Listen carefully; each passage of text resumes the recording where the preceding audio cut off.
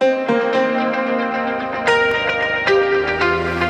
BMW GS has been climbing mountains and crossing continents since 1980 and practically invented the dual-purpose adventure bike. It is consistently one of the UK's biggest selling models, as well as one of the most searched for bikes on Auto Trader, thanks to a breadth of ability that's as wide as the road is long. This is the 5th generation R1200 GS that aims to be the ultimate globe-trotting accessory and for the first time adopts a partially liquid-cooled horizontal twin for increased performance and efficiency.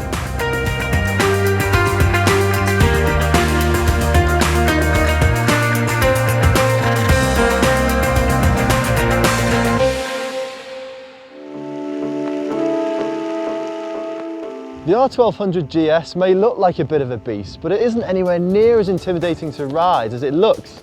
The standard seat has plenty of adjustment, and there's even a low seat, low suspension model that drops the rider height to 820mm. When you're on the bike, it actually shrink wraps around you. The seating position is nice and upright, giving you a very clear and commanding view ahead over what is a very functional display. And then your legs actually sink into the fuel tank, and you'll spot the cylinder heads are slightly offset because of the offset crank.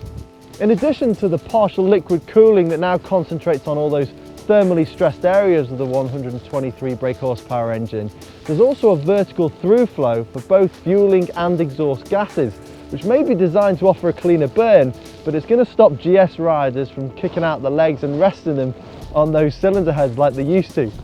What they might appreciate, however, is the new semi-active suspension that constantly adjusts compression and rebound depending on the road surface and the load of the bike.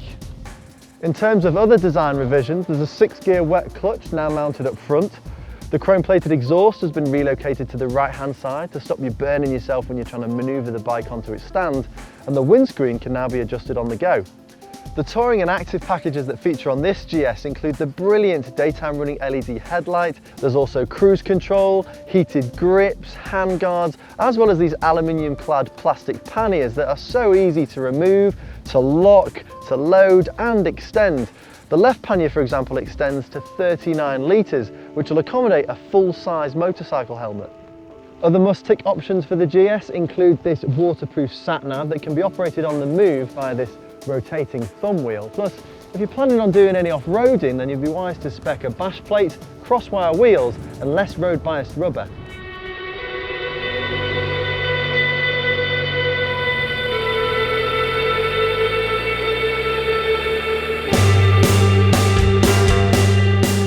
Everything about the GS has a surprising lightness to it. The way the clutch is just so positive to use, the way the chassis responds to your every input, all of which makes it really user-friendly, regardless of whether you're just going on an A-road or tootling around town. So it's also quite a revelation to discover that the engine is really quite rev-happy and sporty. Plus you've now got a ride-by-wire throttle and the adaptive suspension that you can adjust on the go, so you can always create your perfect setup regardless of what the environment's doing. Unfortunately, there isn't a snow mode for today, so you can't have it all.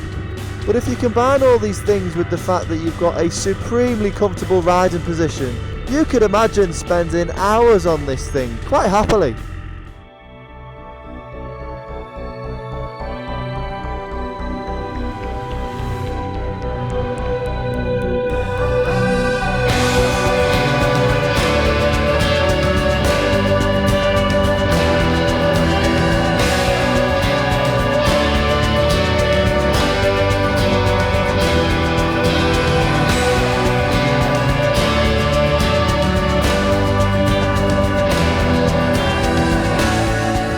Over the years, GS has become this byword for quality, durability and a duality between on-road and genuine off-road. And the R1200 GS continues that theme emphatically. If you get the tyres right, then this thing can take you anywhere.